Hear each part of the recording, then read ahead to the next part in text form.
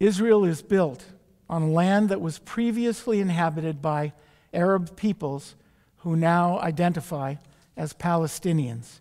You can argue that none of this is fair or just or humane. I would argue this is how life is. That which lives is territorial.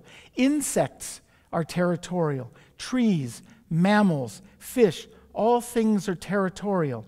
They carve out their home at the cost or expense of other species.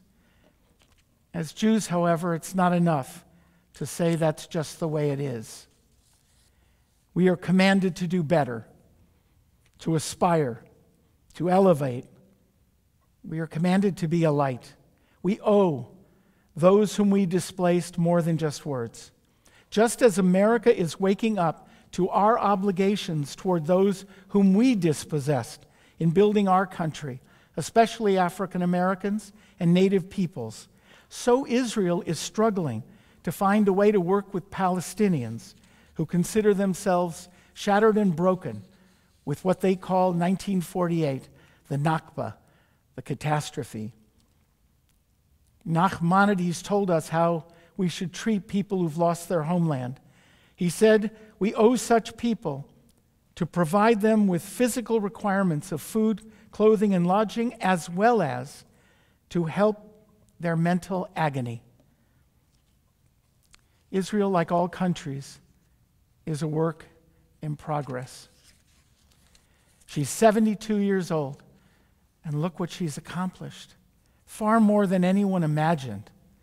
But she remains a developing country, working at both her democracy and her Jewish heritage. Now, some of you who know me know that I'm by nature both optimistic and hopeful. I truly believe, that the young democracies in the world of today, including the United States, Israel, India, Germany, Japan, and a number of others, will find a way to elevate our nations and create a far more just and equitable group of societies. I believe that. I read something that really moved me recently. Bernard Steinberg, who is the director emeritus of the Harvard Hillel, said these words. I want you to listen carefully. I still contemplate them over and over. Awe is what happens to fear when it stops being about me.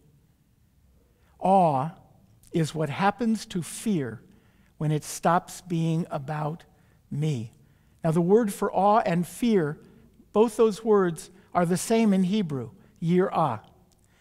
But Steinberg is saying that awe comes out when we take fear and move outside ourselves and recognize the world and the miraculous nature of that world that exists all around us. We have to view the world and see it in awe and not in fear. It's not just about me.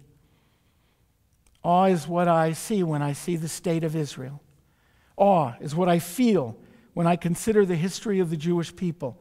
Awe is what I embrace, and I stop all that fear that boils up around me, and I recognize I am a part of the greater miracle of life.